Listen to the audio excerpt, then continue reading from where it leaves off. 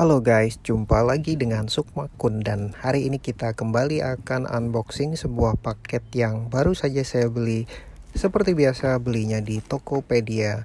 Nggak disponsorin sama Tokopedia karena memang sukanya belanja cuman di Tokopedia aja. Saya jarang banget beli di platform lain ya, cuman hanya karena urusan kenyamanan aja. Nah, ini kita langsung saja unboxing. Ini isinya adalah sebuah handphone yang dulunya adalah flagship di tahun 2018 dan harganya sekarang sudah sangat-sangat terjangkau dan cukup menarik untuk di unboxing. Maksudnya untuk dimiliki. Dan ini adalah sebuah iPhone 8. Untuk iPhone 8 ini kemasannya agak berbeda ya dengan iPhone seri sebelumnya, di mana ini adalah iPhone warna gold dan dusnya juga berwarna gold. Ini unitnya dapat yang ZPA untuk unit Singapura, Makau dan sekitarnya. Dan di sini ada aksen berwarna gold di logo Apple-nya ya. Mantap sekali.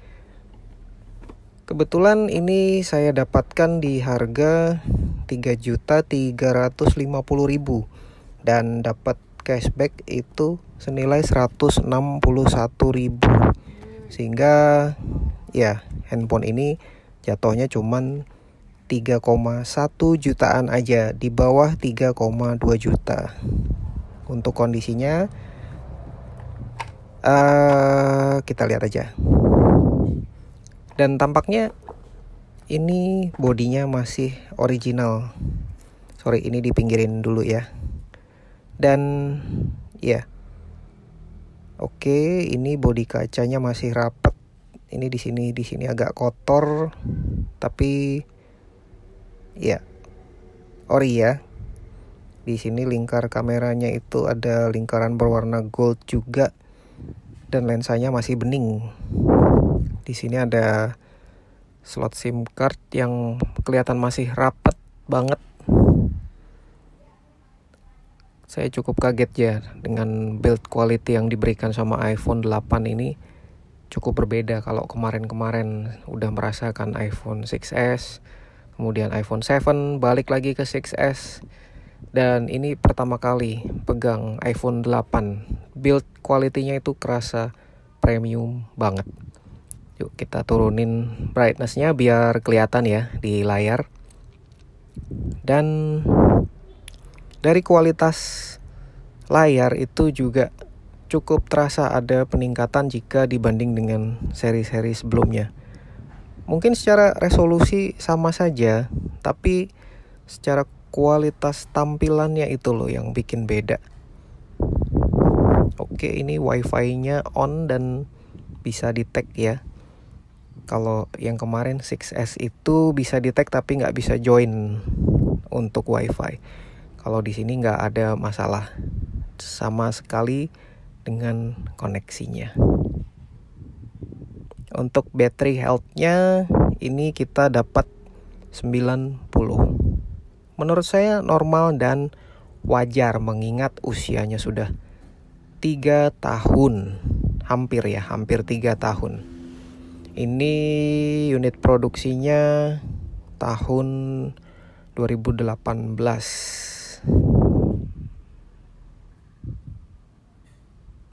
Cukup nyaman di dalam genggaman. Kalau kita bandingkan dengan iPhone SE yang 2020, sebenarnya perbedaannya hanya tidak ada logo iPhone dan logo Apple-nya pindah ke tengah. Itu aja sih. Oh ya, untuk frame-nya ini nuansa metalnya itu jauh lebih kuat dan lebih padat kalau dibandingkan dengan iPhone 7 atau iPhone 6s. Terasa lebih solid materialnya. Dan itu tentu saja menimbulkan kesan yang sangat premium.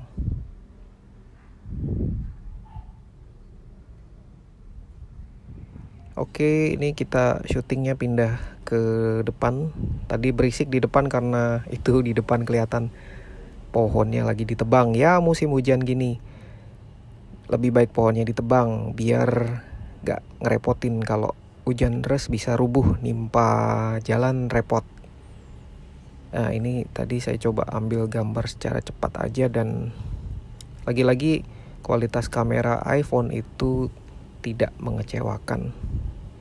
Secara resolusi di tahun 2021 ini banyak yang jauh lebih besar, tapi kalau untuk urusan natural itu tetap nggak ada lawan.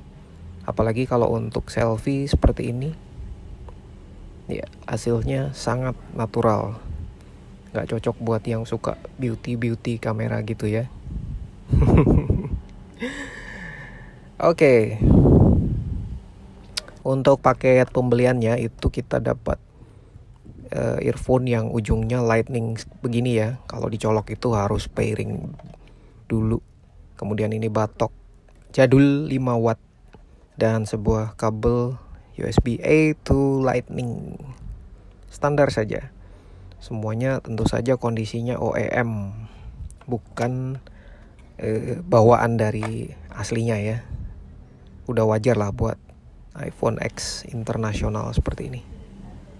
Ini belinya di toko Promax. Udah beberapa kali sih ambil dari sana, kayak kemarin Xperia XZ1 itu. Dan ini True Tone-nya ya masih nyala, menandakan bahwa kualitas displaynya ini memang jos banget dan kondisinya masih original, belum diganti. Sangat responsif ya chipset A11 ini. Terasa banget kalau kalian berangkat dari iPhone 6s atau iPhone 7 itu jauh banget. Speed dari kemulusan scrolling antar menu itu lebih mantap, terasa lebih halus aja. Kemudian 3D touch-nya juga jalan ya. Mantap banget. Saya nggak bisa berhenti mengagumi kualitas bodinya ini. Oh ya, ini juga udah support wireless charging dan juga udah support fast charging ya, mulai iPhone 8 ini, walaupun dia masih 18 watt. Ada banyak pilihan charger yang bisa kalian pakai, tapi kalau saya pribadi itu cenderung menggunakan apa yang ada di rumah. Di rumah adanya Samsung fast charging yang 15 watt, itu saya gabungkan dengan kabel lightning bawaannya, itu cukup aman ya. Ini juga tombol-tombolnya masih kerasa tactile, nggak ada yang loose atau apa ya, yang udah main banget gitu. Masih kerasa dipencetnya tuh enak, menandakan bahwa ini iPhone-nya juga dari pemilik sebelumnya itu penggunaannya cukup apik.